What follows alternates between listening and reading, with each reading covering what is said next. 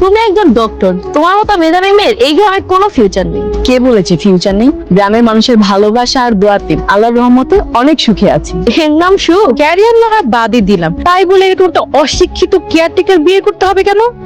আমি আমার স্বামীকে নিয়ে অনেক ভালো আছি, ও ছিল বলেই আমি ডাক্তার হতে পেরেছি। তোমার মতো সুন্দরী মেধাবী মেয়ের জন্য কত ডাক্তার, ইঞ্জিনিয়ার, অফিসার লাইন দেবে, তুমি কিনা বোকার মতো একটা অশিক্ষিত কেয়ারটেকারকে বিয়ে করলে।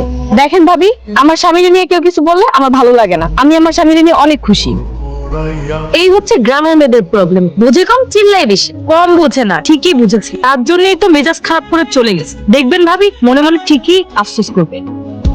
এগুলো কিসের? আগামীকাল সাইবার করে চলে যাবো, তাই ওদের লাগা আর ওদের বইয়ের লাগা একটু উপহার কিনছি। খুব সুন্দর হয়েছে। নীলা ভাবি তোমাদের পছন্দ হইব তো? এটা তোর লাগা, এটা তোর লাগা, এটা নীলা ভাবি, তোমার ভাবি এটা আপনার লাগা। না না, এটা এটা এটা হয় নাকি? আরে বেকুব, এটা বকশিস না, বন্ধু হিসেবে দিচ্ছি, রাখ। সত্যি সত্যি যদি বন্ধু ভাবস তাহলে এই টাকা আমি নিতে পারবো না, এই টাকা আমরা দিস না। আচ্ছা ঠিক আছে, চলো গাড়িতে উঠি।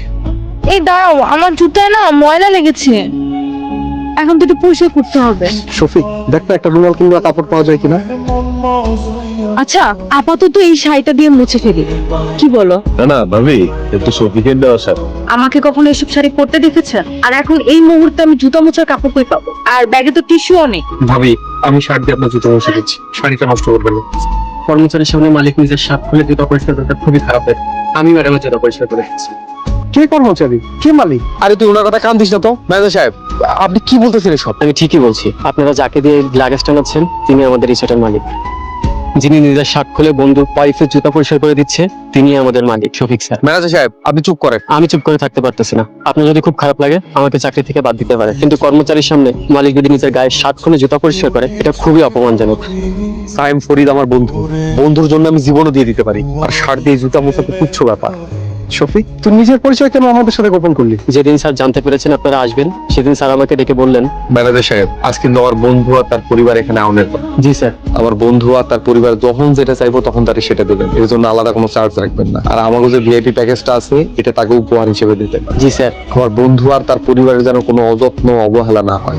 অবশ্যই স্যার। আমার বন্ধুরা যেন জানতে না পারে আমি রিসোর্টের মালিক। কেন স্যার? আমি চাই ওরা আমার সাথে পুরাতন দিনের বন্ধুর মতো মিশুক, গল্প করুক। আমি অল্প শিক্ষিত হইলে কি হইতো, ওরা কিন্তু সবাই উচ্চ শিক্ষিত। আমি এই রিসোর্টের মালিক জানলে আমার এই উপহার ওরা নিব না, ওদের আত্মসম্মান বোধে লাগবে।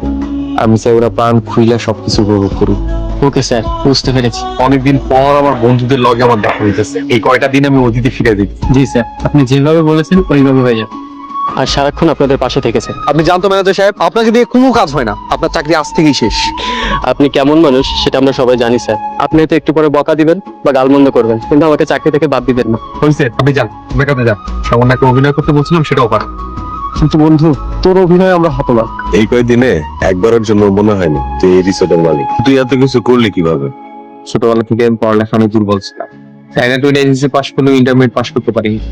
নিজের পরিশ্রমে আর কষ্টে একটা ব্যবসা দাঁড় করে, সেই ব্যবসার লাভের টাকায় বাপদাদার ভিটায় রিসোর্ট আর পিকনিক স্পটটা দিই।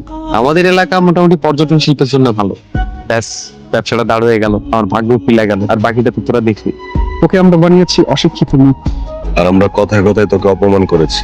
আরে ধুর, বন্ধু বান্ধবের মধ্যে এত নিয়ম কানুন চলে নাকি? একটু আধটু তুই আর কি করতেই পারোস, এলে না আমি কিছু মনে করি নাই। আমি আজকে একটা জিনিস পরিষ্কারভাবে উপলব্ধি করেছি, শিক্ষা মানুষকে শিক্ষিত করতে পারলেও সত্যিকারের মানুষ বানাতে পারে না। সত্যিকারের মানুষ হতে হয় নিজের চেষ্টায়। আমরা বড় বড় সার্টিফিকেট আর ডিগ্রি পিছনে ছুটতে গিয়ে আমাদের বন্ধু বান্ধবদের থেকে দূরে সরে গেছি, মানবিকতা আর মনুষ্যত্ব থেকে দূরে সরে গেছি। তোরা কিন্তু আমার লজ্জায় ফেলাই দিতেছিস, আমাদের তুই মাফ করে দে। আরে কি করতেছস তোরা?